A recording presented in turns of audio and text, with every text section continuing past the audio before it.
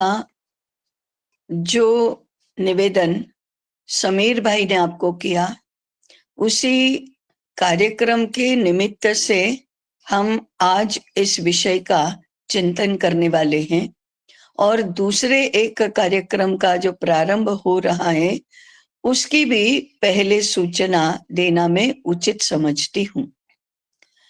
हमारे ये चिंतन सत्र 3 विषयों पर चल रहे हैं। उसमें से एक है राम विद्यापीठ, दूसरा है व्यास विद्यापीठ और तीसरा है पितामही विद्यापीठ। राम विद्यापीठ का केंद्रवर्ती विषय है समग्र शिक्षा योजना, अर्थात देश के 140 करोड़ लोगों के लिए आजीवन चलने वाली शिक्षा का स्वरूप क्या होगा और उसकी व्यवस्था कैसे बनेगी, उसकी रचना कैसे बनेगी, यह राम विद्यापीठ का केंद्रवर्ती विषय है।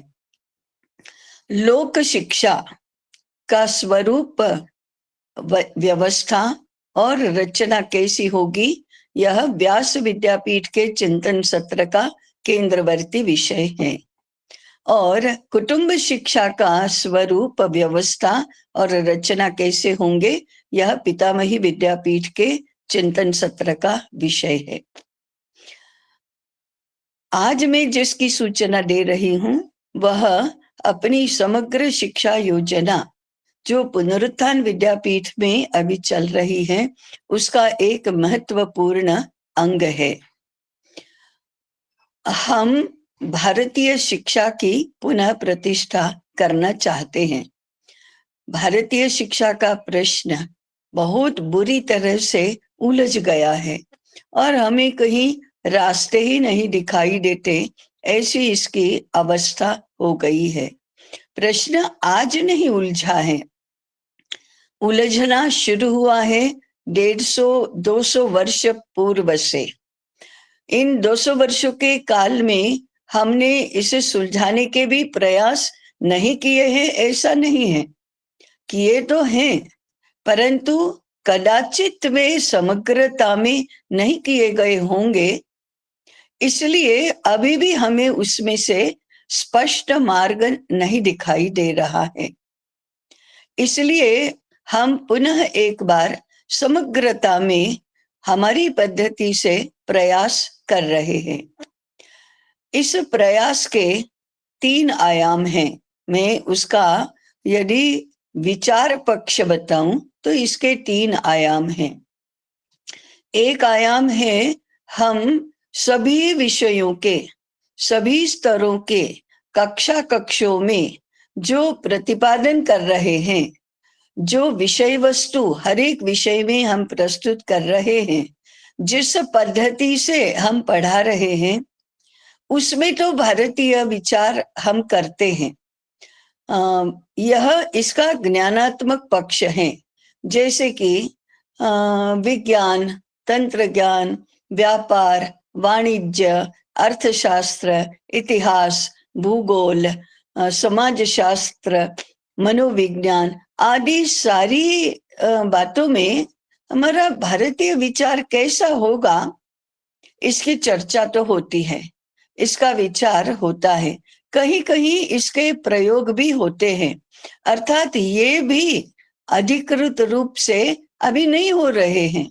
हाँ, IKS शुरू हुआ, इंडियन नॉलेज सिस्टम, ऐसा एक विभाग नेशनल एजुकेशन पॉलिसी में बना है, तब से इन विषयों की चर्चा तो शुरू हुई है। ये कुछ मात्रा में शुभ लक्षण है, परंतु फिर भी वह हमारे यूनिवर्सिटी एजुकेशन में अथवा माध्यमिक विद्यालय हो, प्राथमिक विद्यालय हो, उच्च शिक्षा के संस्थान हो, उसमें समग्रता में तो यह विषय नहीं आ रहा है, एक विभाग के नाते आ रहा है। परंतु हम कह सकते हैं कि फिर भी थोड़ी कुछ चर्चा तो शुरू हुई है। हमारे अनेक संगठनों में भारतीय शिक्षा का ज्ञानात्मक पक्ष, यह तो विचार का विषय बनता है, परंतु शिक्षा में यह एक ही पक्ष नहीं होता है। ज्ञानात्मक पक्ष के साथ साथ आर्थिक पक्ष भी होता है और व्यवस्था पक्ष भी होता है। उदाहरण के लिए विद्यालयों की, महाविद्यालयों की, विश्वविद्यालयों की अर्थव्यवस्था कैसी होगी, योगक्षेम कैसे चलेगा, इसका तो विचार नहीं होता है। उसका भारतीय पक्ष क्या है, इसका विचार नहीं होता है। या तो सरकार, या तो कॉरपोरेट सेक्टर अर्थात व्यापारी जगत, या तो विद्यार्थियों से शुल्क आदि आदि बातों से आय की चिंता होती है, और भवन, भूमि, उपस्कर, अध्यापकों के वेतन आदि बातों में खर्च होता है। तो ये आय व्यय का बजट भारतीय पद्धति से नहीं बनता है।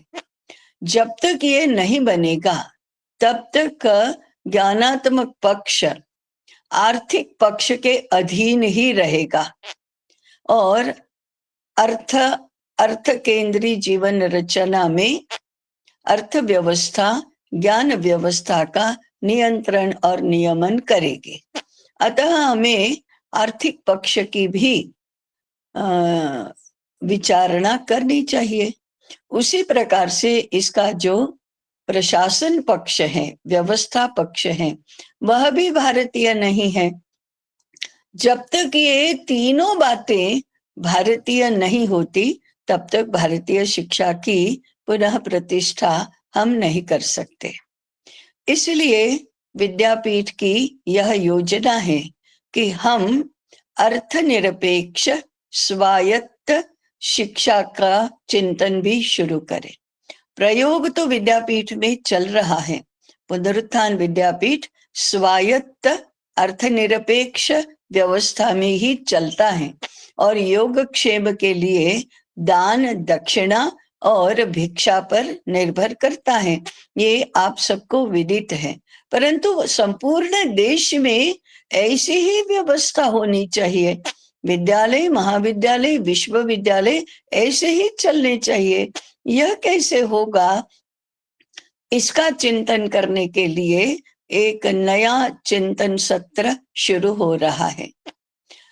जिस प्रकार से पितामही विद्यापीठ हर पक्ष की त्रयोदशी को अर्थात 1 महीने में 2 दिन होता है, उसी प्रकार से यह सत्र हर मास के शुक्ल पक्ष और कृष्ण पक्ष की द्वितीया को इसी समय रहेगा। वह होगा अर्थनिरपेक्ष स्वायत्त शिक्षा व्यवस्था। इसका सत्र अभी माघ मास की द्वितीया से शुरू होगा। इस बार की द्वितीया 31 जनवरी को है, उस दिन यह शुरू होगा। आप सब के लिए इस सत्र में जुड़ने का आग्रह है।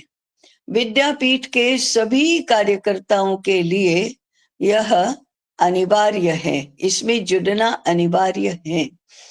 जब हम अनिवार्य कहते हैं तब इसे कैसे देखना चाहिए, तो विद्यापीठ में एक शब्दावली है, एवरीथिंग इज वॉलंटरीली कंपल्सरी।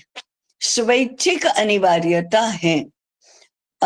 सुनने वाले, उपस्थित रहने वाले, सहभागी होने वाले अपने आप के लिए यह कितना अनिवार्य बनाते हैं, इसके ऊपर ही उपस्थिति और सहभागिता निर्भर करती है।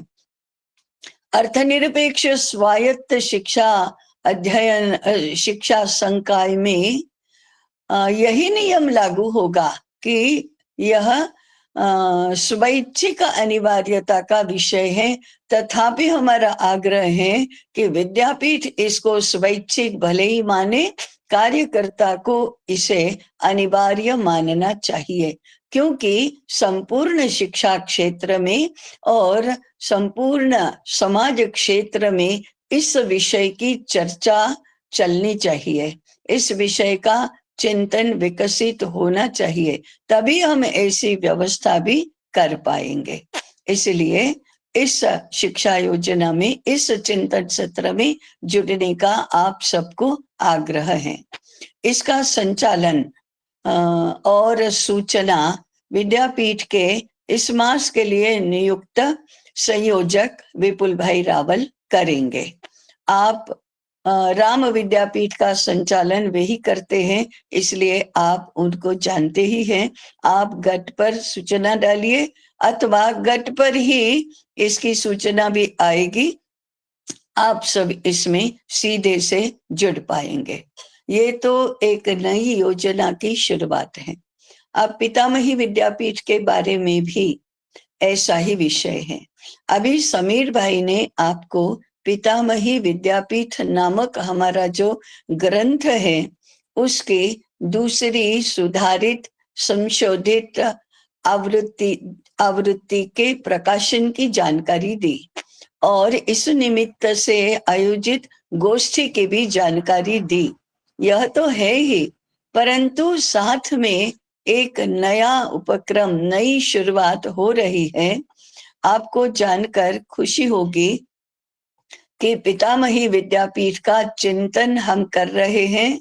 पितामही विद्यापीठ प्रत्यक्ष शुरू होने जा रहा है। यह भी इस गोष्ठी के अवसर पर शुरू होगा। हमारे जो प्रमुख महिला संगठन हैं, जैसे कि राष्ट्र सेविका समिति, महिला समन्वय, भारतीय स्त्री शक्ति, इनके वरिष्ठ संस्थापक ऐसे महिलाओं के, ऐसे अधिकारियों की उपस्थिति में, स्वामिनी अनंतानंद जी की उपस्थिति में यह उद्घाटन होगा। उस दिन से जिसका हम चिंतन कर रहे हैं उसका विद्यापीठ के रूप में प्रारंभ होगा। वैसे आपको यह भी बताना उचित रहेगा कि कुटुंब शिक्षा का यह कार्य पुनरुत्थान विद्यापीठ में 2007 से शुरू हुआ है। यह भी जानना आवश्यक रहेगा कि पुनरुत्थान विद्यापीठ को प्रथम तो गृह विद्यापीठ करेंगे, कुटुंब शिक्षा का विद्यापीठ करेंगे, ऐसा विचार बहुत चल रहा था। इसका संकल्पना पत्र भी बना और देश के लगभग 65 लोगों को यह भेजा। शायद यह मैंने पूर्व में भी आपको बताया है। उनके प्रतिभाव भी आए और बहुत अच्छा प्रतिसाद मिला, परंतु धीरे धीरे पुनरुत्थान विद्यापीठ का चिंतन, माने उस समय पुनरुत्थान विद्यापीठ नाम नहीं था, यह पुनरुत्थान ट्रस्ट के नाम से रजिस्टर्ड हुआ था, पंजीकृत हुआ था। तो फिर विचार ये हुआ कि नहीं, हम समग्र शिक्षा की बात करेंगे और उसमें कुटुंब शिक्षा यह एक प्रमुख विषय होगा। इसलिए यह पुनरुत्थान विद्यापीठ बना और कार्य तो कुटुंब शिक्षा का 2007 से शुरू हुआ था। 2007 में गृह शास्त्र ऐसे ग्रंथ का प्रकाशन हुआ। उसके बाद अधिजनन शास्त्र, आहार शास्त्र, गृह अर्थशास्त्र और गृहस्थाश्रमी का समाज धर्म, ऐसा 2007 से 2014 तक ग्रंथों का निर्माण और प्रकाशन हुआ। साथ में अधिजनन शास्त्र इस विषय पर अधिक अध्ययन, ग्रंथ का निर्माण तो हुआ ही, परंतु अध्ययन भी होने लगा और उसकी रचना भी बनी। श्रेष्ठ जनन समर्थ भारत ऐसे नाम से प्रथम गोष्ठी और सम्मेलन जो हुआ उसको बहुत अच्छा प्रतिसाद मिला और उसके बाद समर्थ भारत केंद्र के नाम से विद्या भारती में यह प्रकल्प भी शिशु शिक्षा के अंतर्गत शुरू हुआ है। उसके बाद आजीवन कुटुंब शिक्षा ऐसा विषय करके अभ्यास वर्गों का आयोजन भी होता रहा है। इन सब का संकलित स्वरूप अब जो बना वह पितामही विद्यापीठ है। हमारी इस वर्ष का ज्ञान विषय भी कुटुंब में आजीवन शिक्षा ऐसा ही है। व्यास पूर्णिमा से इस विषय का विशेष चिंतन शुरू हुआ है। इस वर्ष का जो विद्वत सभा हुई उसका भी विषय कुटुंब में शिक्षा ऐसा ही था। और अब मार्च मास में जो गोष्ठी हो रही है उस गोष्ठी का भी विषय है कुटुंब में आजीवन शिक्षा। अतः कुटुंब शिक्षा के क्षेत्र में हमारे ये महत्वपूर्ण ऐसे चरण हैं। पितामही विद्यापीठ के रूप में यह अब व्यवस्थित ढंग से एक विद्यापीठ की दृष्टि से ही यह कार्य शुरू होगा। इसमें आप सबको आना है, ये तो है ही। यह विद्यापीठ कैसे काम करेगा? यह विद्यापीठ इस विद्यापीठ का पूरा नाम होगा पुनरुत्थान पितामही उपविद्यापीठ। यह उपविद्यापीठ इसलिए है कि वह पुनरुत्थान विद्यापीठ के अंतर्गत चलेगा, इसलिए पुनरुत्थान नाम भी जुड़ा है और उपविद्यापीठ यह नाम भी जुड़ा है। पुनरुत्थान विद्यापीठ के कुलपति ही इस विद्यापीठ के भी कुलपति होंगे। विद्यापीठ के संयोजक ही इस विद्यापीठ के मुख्य संयोजक होंगे। इस विद्यापीठ के लिए संयोजकों की एक टोली भी बनेगी।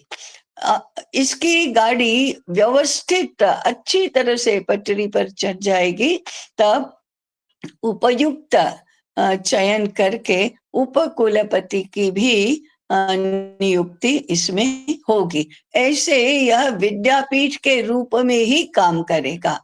अभी वर्तमान अन्य पुनरुत्थान विद्यापीठ के अन्य कार्यों के साथ समायोजन की दृष्टि से यह पितामही विद्यापीठ संकाय इस रूप में काम करेगा।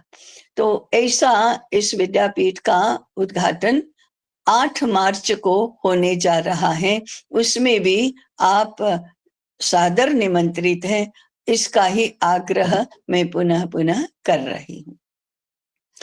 कुटुंब शिक्षा का समग्र रूप कैसे होगा, विषयों का रूप कैसे होगा, यह इस गोष्ठी के उप विषयों के आधार पर हम समझ सकते हैं।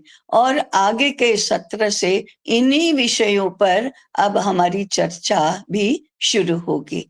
कुछ चर्चा तो पहले हुई है, अब इसकी विस्तृत चर्चा, साथ में इसकी रचना कैसे होगी, ये हमारे लिए महत्वपूर्ण विषय है, क्योंकि हम इस चिंतन में आधे रास्ते पर पहुंचे हैं।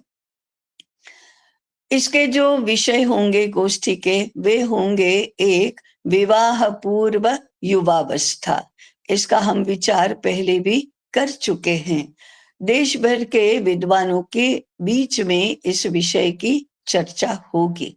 इसके लिए क्या क्या कार्यक्रम हो सकते हैं, कैसे कैसे साहित्य का निर्माण हो सकता है, अभी जो प्रकाशित साहित्य है उसका उपयोग कैसे हो सकता है, इसका विचार इस सत्र में इस विषय के चिंतन में होगा।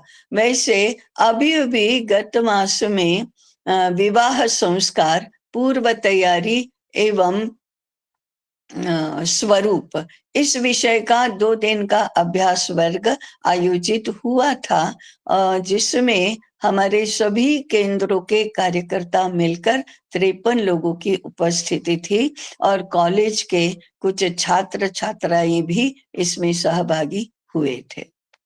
दूसरा विषय रहेगा अधिजनन और शिशु संगोपन।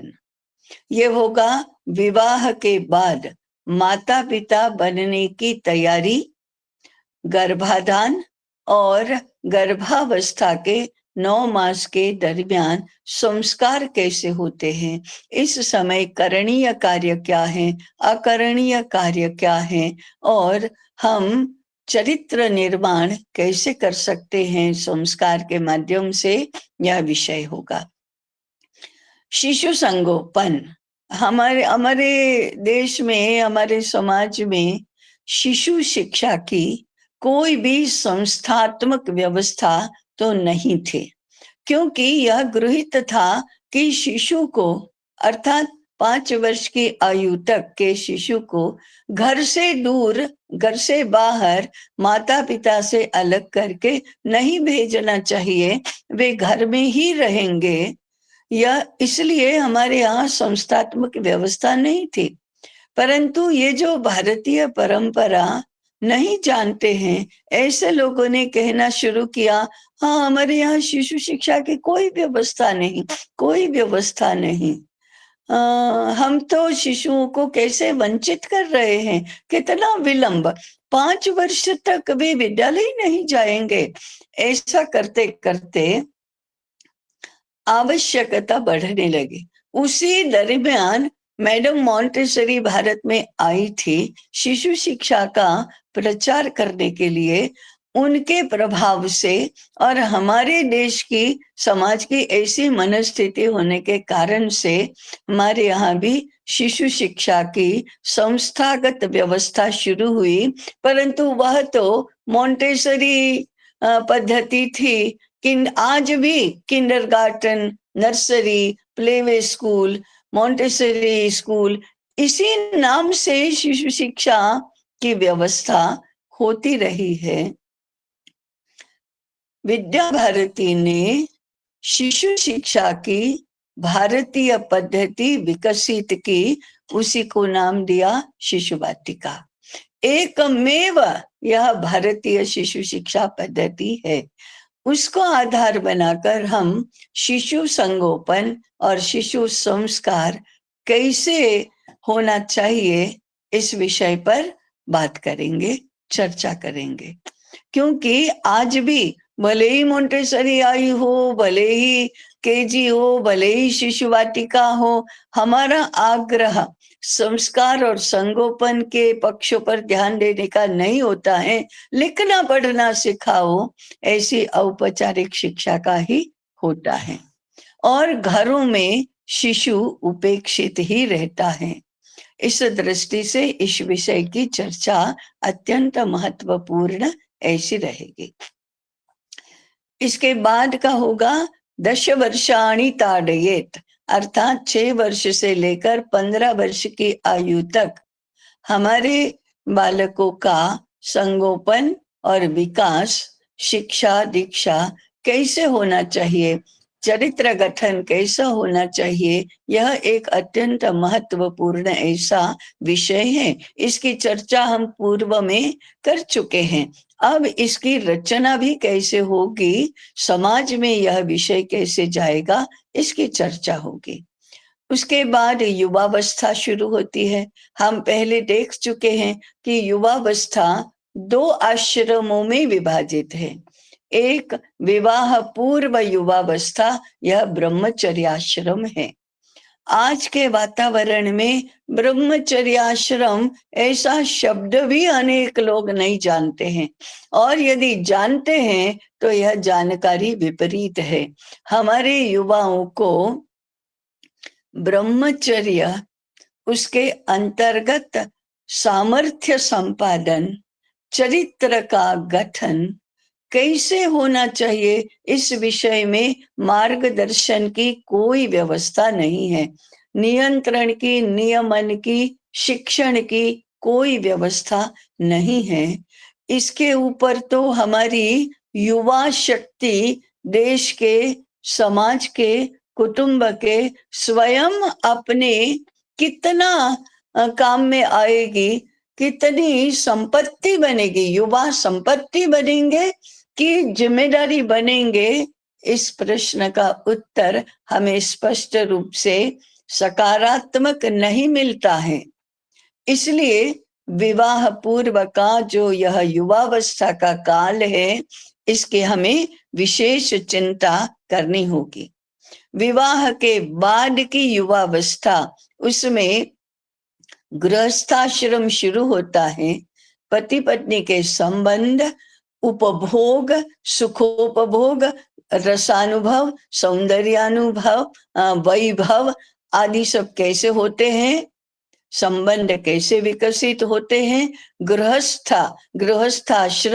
गृहस्थाश्रम की जिम्मेदारियां कैसी होती है, उनको निभाने का सामर्थ्य हमारे में कैसे आता है, ये अत्यंत महत्वपूर्ण विषय, ये तीसरा विषय रहेगा। चौथा विषय हुआ विवाह पूर्व और विवाहोत्तर युवावस्था। अब हमारा जीवन 35 वर्ष पार कर चुका है, तो प्रौढ़ गृहस्थाश्रम, जिसको हम मैच्योरिटी कहते हैं, वो कैसा होगा, इसका निरूपण इस विषय में होगा। 50 वर्ष के हुए तो अब वानप्रस्थाश्रम में प्रवेश करते हैं। आयु के अनुसार तो करते ही हैं। हमारे सामर्थ्य की दृष्टि से भी अब हम वानप्रस्थाश्रम में प्रवेश करते हैं, परंतु हमारी पारिवारिक स्थिति, सामाजिक स्थिति हमें वानप्रस्थ स्वीकार करने की अनुमति नहीं देती है। अभी तो गृहस्थाश्रम के दायित्वों से हम मुक्त नहीं हुए हैं, व्यवसाय के दायित्व से भी मुक्त नहीं हुए हैं। इसलिए हम शारीरिक, मानसिक और इंद्रियों की दृष्टि से, हमारे वैज्ञानिक दृष्टि से, हमारा जो व्यक्तित्व बना हुआ है उस दृष्टि से वानप्रस्थ के योग्य होते हैं, परंतु सामाजिक, आर्थिक, पारिवारिक परिस्थिति के कारण से गृहस्थाश्रम में रहने के लिए बाध्य होते हैं। ये आंतरिक संघर्ष, इंटरनल कॉन्फ्लिक्ट कैसा है और इसका खामियाजा किसको भुगतना पड़ता है, इसका चिंतन तो करना चाहिए। इसलिए हम प्रौढ़ वानप्रस्थ इसकी चर्चा करने वाले हैं। उसके बाद हम वानप्रस्थाश्रम में ही 60 वर्ष के होते हैं तो वृद्ध होते हैं। इसकी भी ऐसी ही कठिनाई है, यह मानसिक कठिनाई ज्यादा है कि अब हम निवृत्त होने के लिए तैयार नहीं, वृद्ध अपने आप को वृद्ध मानने के लिए तैयार नहीं, और आसक्तियों से मुक्त नहीं हो सकते हैं। इधर तो हमारी शारीरिक स्थिति वृद्धावस्था के अनुरूप ही है, तो अब क्या करना।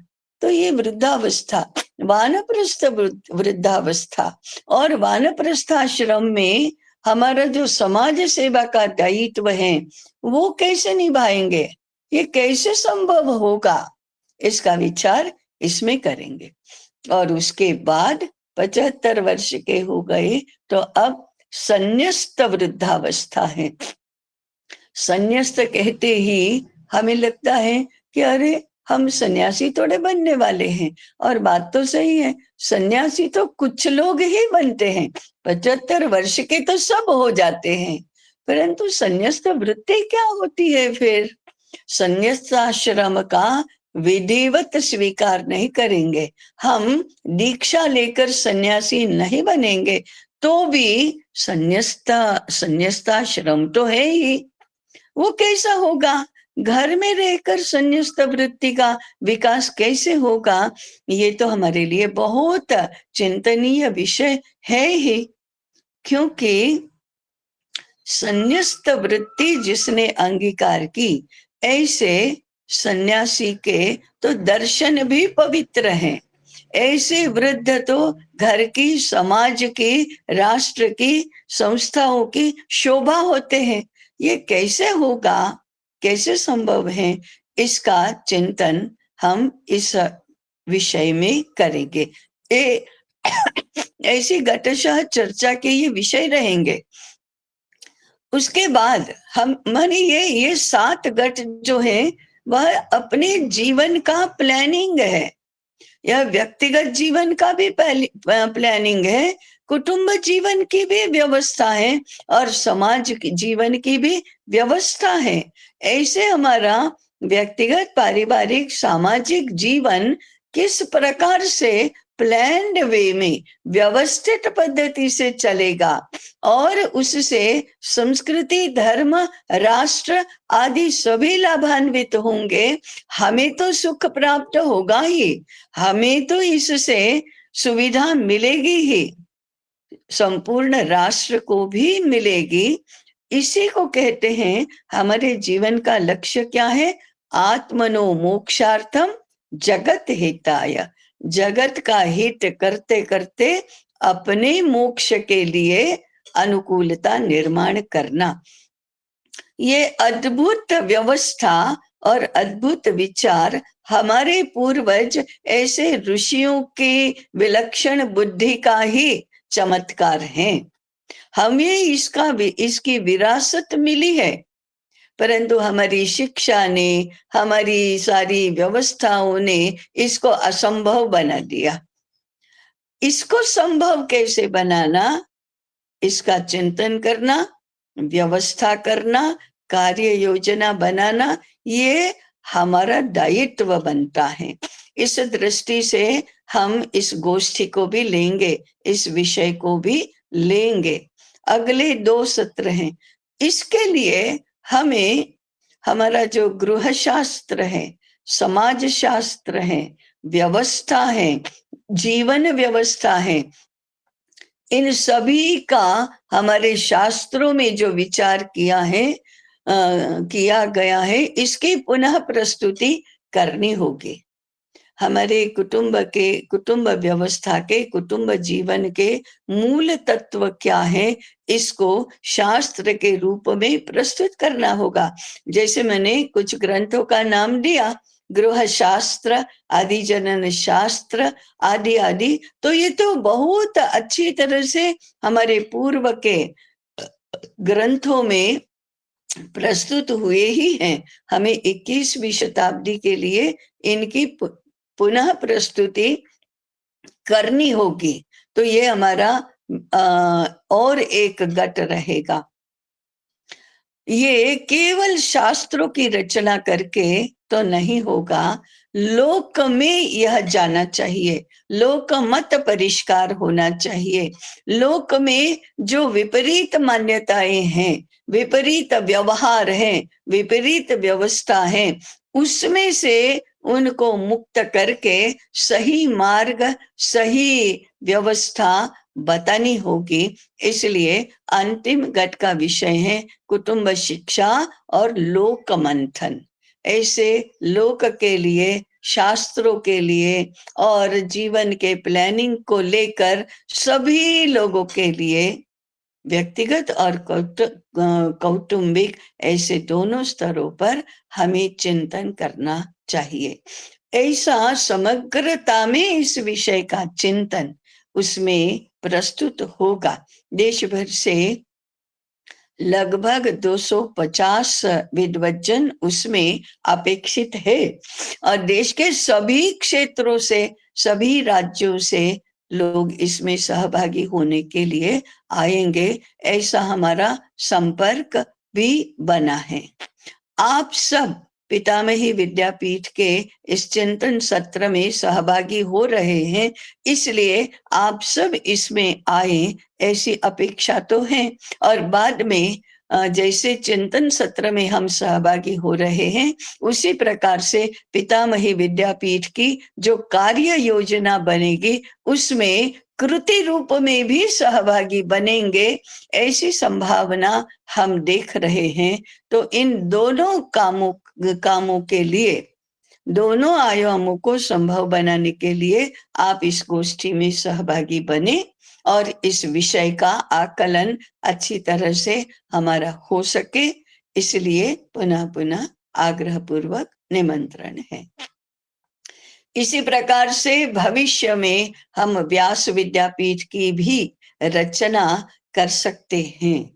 इस प्रकार से समाज जीवन में, संपूर्ण राष्ट्र जीवन में जिस जिस प्रकार से, जिन जिन आयामों में विद्यापीठों की रचना करना है, शिक्षा की व्यवस्था करना है, इसका चिंतन विद्यापीठ में अभी चल रहा है।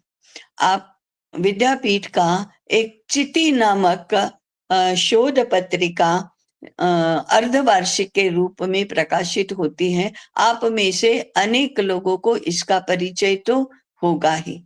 चिति के पूर्व के अंक में अन्य प्रकार के विद्यापीठों की चर्चा की गई है। उसमें कुछ नाम मैं देती हूँ। कुबेर विद्यापीठ, श्रीनिधि विद्यापीठ, विश्वकर्मा विद्यापीठ, संप्रदाय विद्यापीठ, ऐसे ऐसे नामों से। फिर उसमें राम विद्यापीठ, व्यास विद्यापीठ, पितामही विद्यापीठ, ये तो है ही, परंतु इसके उपरांत ये है। आप देखेंगे कि विभिन्न प्रकार से समाज जीवन जो प्रभावित हो रहा है विपरीत विचारों से, विपरीत जीवन दृष्टि से, उसको सही बनाने के लिए और त्रिवर्ग पुरुषार्थ के आधार पर संपूर्ण जीवन व्यवहार की रचना होने की दृष्टि से ऐसे भिन्न भिन्न आयामों को लेकर विद्यापीठों की रचना आगे होने जा रही है। इसकी जानकारी देते हुए भी मुझे बहुत रोमांच का अनुभव हो रहा है। सुनते सुनते आपको भी हो ही रहा होगा। हम ऐसे कार्य में अवश्य सहभागी बने, ऐसी हम सबकी इच्छा भी होगी। आज के चिंतन के विषय का ये पूर्वार्ध है कि हम केवल चिंतन नहीं, बीच में किसी श्रोता ने प्रश्न पूछा था कि ये तो सब हम चिंतन कर रहे हैं, ये इसका कृति रूप कैसे होगा?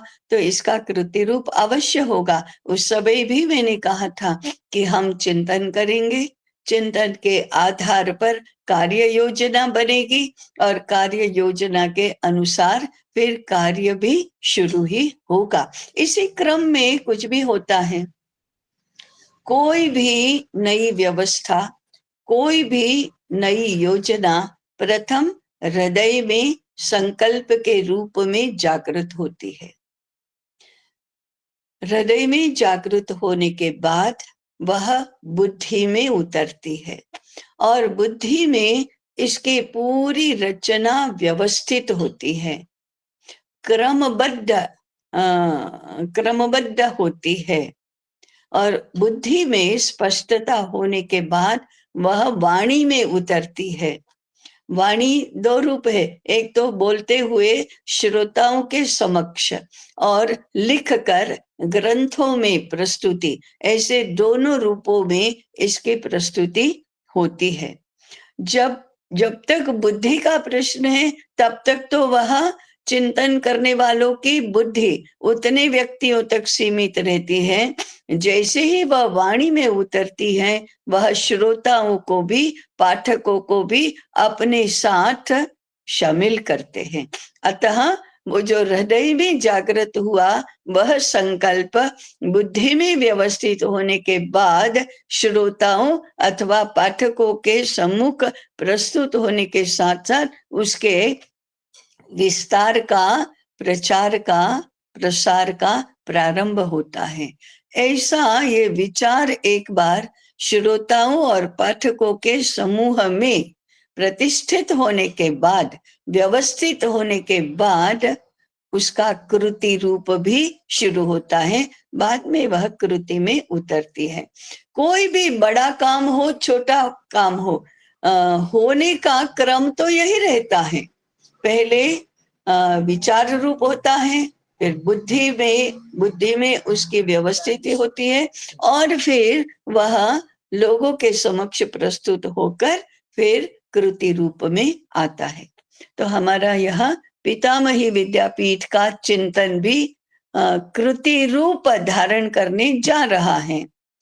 व्यास विद्यापीठ भी कभी कृति रूप धारण करेगा, शीघ्र ही धारण करेगा और अन्य विद्यापीठों का चिंतन भी शुरू होगा। हमने अर्थव्यवस्था और प्रशासनिक व्यवस्था, उसका अर्थनिरपेक्ष स्वायत्त शिक्षा संकाय इस रूप में प्रारंभ करने का संकल्प तो किया ही है। इस प्रकार से आने वाले बहुत अल्प समय में पुनरुत्थान विद्यापीठ अनेक आयामों में प्रत्यक्ष कार्य करना शुरू करेगा। यही आज का जानकारी नुमा चिंतन का विषय रहा है। कभी कभी क्या होता है कि लोग पूछते हैं इनको यूजीसी की मान्यता होगी क्या? नहीं होगी, हम नहीं चाहते। इसका कारण क्या है कि हमारे गुरुकुलों से हमारे विद्यापीठों से राज्य और समाज को अपनी जीवन व्यवस्था रचना कैसे करना, इसका मार्गदर्शन होता था, निर्देशन होता था, और कभी आवश्यकता पड़ी तो नियमन भी होता था। ये विद्यापीठ और राज्य, विद्यापीठ और समाज, इसका संबंध है। हमारे देश में हमेशा ज्ञान क्षेत्र ही समाज क्षेत्र का, राज्य क्षेत्र का, अर्थ क्षेत्र का नियामक रहा है, अधिष्ठान रहा है। आज की यूनिवर्सिटी में ये नहीं होता है। यूनिवर्सिटी मार्गदर्शक होने के स्थान पर नियंत्रित बन जाती है। इसलिए ज्ञान क्षेत्र समाज को, राज्य को मार्गदर्शन करने की स्थिति में नहीं होता। स्वाभाविक तो यह है कि अर्थनीति की रचना गुरुकुल में होनी चाहिए, सरकार इसको लागू करेगी, समाज इसका पालन करेगा। शिक्षा नीति बननी चाहिए गुरुकुलों में, सरकार इसको लागू करेगी, समाज इसका अनुसरण करेगा। किसी भी विषय में स्थिति तो ऐसी ही होनी चाहिए, व्यवस्था तो ऐसी ही होनी चाहिए। यह व्यवस्था एकदम उल्टी हो गई है, यही तो संकटों का मूल है। इसलिए हम इसको सही करने के लिए विद्यापीठ को पहले तो स्वायत्त रखेंगे, और अर्थ की दृष्टि से वह समाज के ऊपर ही आधारित होगा। ऐसी जब शिक्षा की व्यवस्था बनती है, तब जाकर देश का माने, तब जाकर राष्ट्र जीवन सही पटरी पर चलने लगता है। पटरी ही आज तक हमको प्राप्त नहीं हुई तो हम तो या तो गलत दिशा में जाएंगे, जहां नहीं जाना है उसी मार्ग से जाएंगे, या तो उबड़ खाबड़ होकर कभी गिरेंगे, उठेंगे, चलेंगे, कभी हम भटकेंगे, दिशा बदलेगी, यह सब होगा। हम देख ही रहे हैं कि राष्ट्र जीवन की अभी तो स्थिति ऐसी ही है।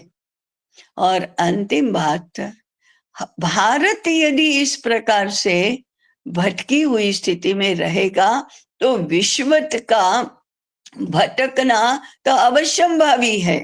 विश्व को नहीं भटकने देना, भटका है तो सही मार्ग पर लाना, यही भारत का भी भाग्य है, ईश्वर प्रदत्त दायित्व है, कर्तव्य है। ऐसे विश्व के संदर्भ में विश्व को संकटों से मुक्त करने के लिए भारत को ज्ञान निष्ठ बनकर अपनी ज्ञान व्यवस्था को सही स्वरूप देना होगा।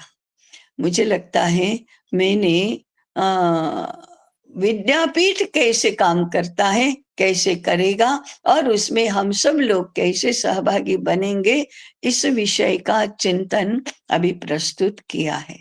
आगे के सत्रों में हम पितामही विद्यापीठ अथवा कुटुंब शिक्षा विभाग अथवा हमारा ये चिंतन किन किन आयामों में आगे बढ़ेगा, यह देखेंगे। क्या क्या रचना की आवश्यकता कैसी रहती है, इसका विचार हम आगे करेंगे। मुझे लगता है समय समाप्त हो गया है, तो जिज्ञासा के लिए, सुझाव के लिए, अभिप्राय के लिए, प्रतिसाद के लिए यह सत्र खुला है। मैं यही रुकती हूँ। नमस्कार। नमस्कार। अभी प्रश्नोत्तरी के लिए सत्र खुला है, तो पहले हाथ ऊपर करेंगे, फिर प्रश्न पूछेंगे।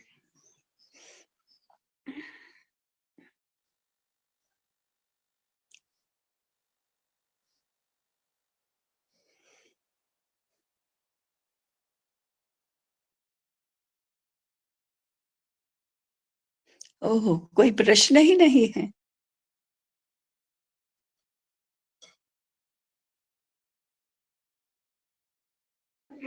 जी, श्रीनिवासन जी। नमस्ते ताई। नमस्कार। मेरा ये पितामही विद्यापीठ का बारे में प्रश्न था, तो जी। ये इसका कोई ये ज्योग्राफिकली मतलब एक जगह में होगा या इसका एक वातावरण होगा या ऐसा इसका स्वरूप क्या होगा? हाँ, पितामही विद्यापीठ का केंद्र अहमदाबाद में ज्ञानम में ही रहेगा।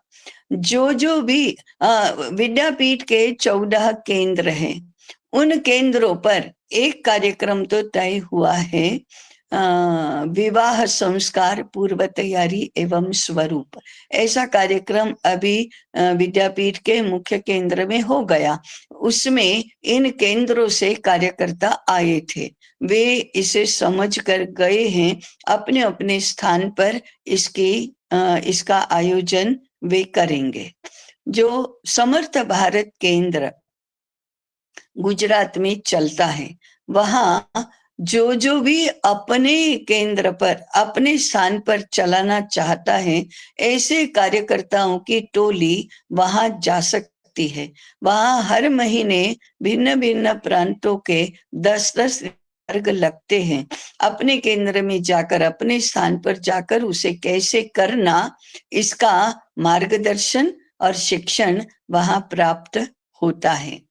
तो उसमें जाकर फिर हम अपने स्थान पर वैसा ही कर सकते हैं। उसी आधार पर जीवन विकास के सूत्र इस ग्रंथ को लेकर विभिन्न प्रकार के पाठ्यक्रमों की रचना भी होगी और आयोजन भी होगा। पितामही विद्यापीठ नामक ग्रंथ में इन सारे पाठ्यक्रमों के विषय कौन कौन से होंगे ये तो दिया है, कल्पना भी की गई है कि ये कैसे चलेगा। तो विद्यापीठ की जो संयोजक टोली बनेगी वह इसका संचालन करेगी। जो भी करना चाहता है वो इस संचालक टोली के साथ मिलकर आयोजन कर सकता है। तो आप यदि करना चाहें तो योजना बनाकर शुरू कर सकते हैं। धन्यवाद ताई जी।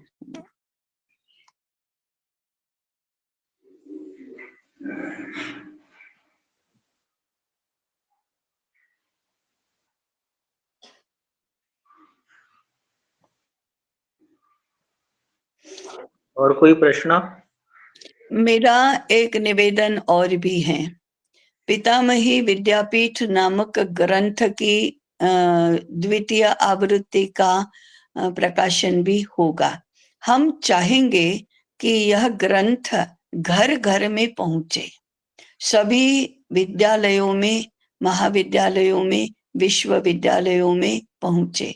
इसमें यही जो मैंने अभी कहा कि पितामही विद्यापीठ का स्वरूप क्या है, उसका संचालन कौन करेगा, उसके विभिन्न पाठ्यक्रम क्या है, कम से कम 15 पाठ्यक्रमों के तो चर्चा उसमें की गई है। उसके विषय, उसका उसका अवधि और उसके संचालन का स्वरूप आदि सब उसमें दिया गया है।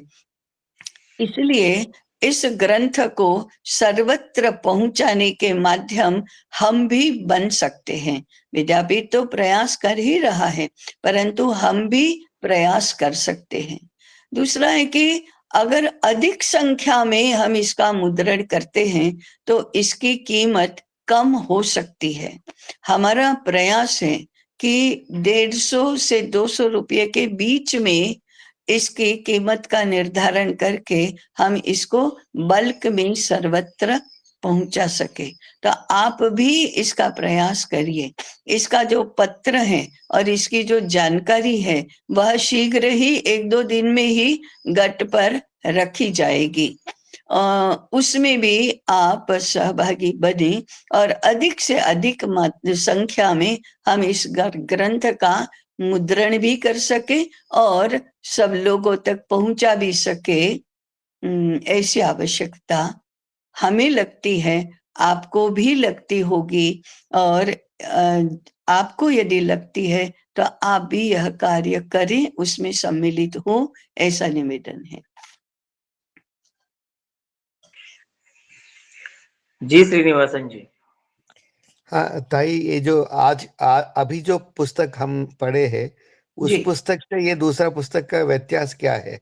नहीं, उसमें कुछ सामग्री अधिक जोड़ी है, जैसे कि एक प्रस्तावना है, फिर उसमें परिशिष्ट के रूप में पुनरुत्थान विद्यापीठ का परिचय है, कुटुंब शिक्षा के विषय में पुनरुत्थान ने अभी तक क्या काम किया है इसकी जानकारी है, और पितामही विद्यापीठ नामक संस्था, अभी ऐसा है कि पितामही विद्यापीठ संकल्पना एवं स्वरूप ये ग्रंथ है, और पितामही उपविद्यापीठ यह विद्यापीठ है। तो यह विद्यापीठ कैसे काम करेगा इसकी जानकारी भी है, कुछ चित्र इसमें जोड़े गए हैं, और अर्थात मुद्रित शोधन प्रूफ रीडिंग तो इसका करके इसको शुद्ध भी बनाया गया है। मूल विषय वस्तु वही है। अभी जिनके पास यह ग्रंथ है उनके लिए मूल मुख्य विषय वस्तु कोई अधिक है ऐसा नहीं है। कुछ पाठकों के अभिप्राय भी इसमें जोड़े गए हैं।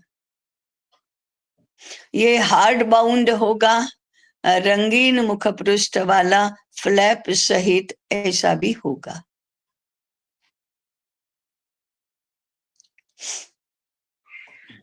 जी निकिता जी। हाँ नहीं, मैं ये बताना नहीं चाहती थी कि सुनाई दे नई रहा है। आवृत्ति में इसके रेफरेंस बुक्स भी, ग्रंथों के नाम भी दिए हैं। इसमें नई आवृत्ति में ग्रंथों के रेफरेंस जो ग्रंथ हैं उनकी भी सूची दी गई है। हाँ, संदर्भ ग्रंथों की, मैंने कुटुंब शिक्षा के विषय में और कौन कौन सा पठनीय साहित्य है इसकी जानकारी भी दी गई है।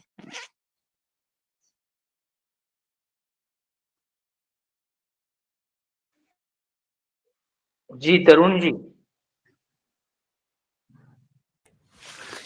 नमस्ते ताई। जो अभी पितामही विद्यापीठ जो ग्रंथ है उसमें हम प्रौढ़ वानप्रस्थ, फिर प्रौढ़ गृहस्थ आश्रम, युवावस्था, तरुण अवस्था, बालावस्था, इस क्रम में हम जाते हैं। तो जस्ट एक जिज्ञासा थी कि मतलब इस क्रम को इस तरीके में रखने के पीछे कुछ एक कारण रहा है या व्यावहारिक कारण ये है कि आजकल अब जब से विषय की शुरुआत हुई है तो गर्भ संस्कार, शिशु संस्कार, शिशु संगोपन, इस विषय पर तो बहुत चर्चा होती है। पीढ़ी आगे चलकर इवन बाल शिक्षा, युवाओं की शिक्षा, इसका विचार ही नहीं होता है। तो हमने ध्यान आकर्षित करने के लिए वृद्धावस्था से शुरुआत की और शिशु अवस्था तक आए हैं। कोई ऐसा शास्त्रीय कारण नहीं है, व्यावहारिक कारण है इसके पीछे। और जब पाठ्यक्रमों की चर्चा शुरू हुई तो ये विवाह पूर्व युवावस्था से ही शुरू हुआ है। इसके ऊपर अधिक ध्यान देने की आवश्यकता है, इसलिए। धन्यवाद। हाँ सौदेकर जी। प्रणाम ताई, सभी को प्रणाम। नमस्कार। ताई, मेरे मन में एक छोटी जिज्ञासा ऐसी है कि अभी हमने पितामही विद्यापीठ की जो प्रतियां लोगों तक पहुंचाई हुई है या पहुंची हुई हैं, उनमें अभी जो सुधारित आवृत्ति आएगी उसके जो फर्क वाले भाग होंगे वो पहले वाली पुस्तकों में जोड़ने के लिए छोटी पुस्तिका के रूप में देने के बारे में कुछ विचार किया है या करने का मानस है क्या? अभी नहीं किया है विचार, और मानस भी नहीं बना है। आगे विचार कर भी सकते हैं, परंतु वो इतना बीच बीच में है कि जैसे परिशिष्ट के रूप में जो आएगा उसको अलग पुस्तिका कैसे बनाए, प्रस्तावना आएगी उसको अलग पुस्तिका कैसे बनाए। फिर भी आपने सुझाव दिया है तो इस पर एक बार सांगोपांग विचार कर लेंगे। जी जी, क्योंकि पहले की हमारी सारी आवृत्तियां निरस्त ना हो और नहीं, उसके हिसाब से उसका उपयोग अच्छा हो जाएगा। हाँ, नहीं, निरस्त नहीं हो जाएगी, उसकी प्रथम आवृत्ति निरस्त नहीं होगी, परंतु प्रथम और द्वितीय दोनों ही चलेंगे। प्रथम आवृत्ति कुछ समय तक ही चलेगी ना, कुछ ही प्रतियां उसकी बाकी बची हैं। जी।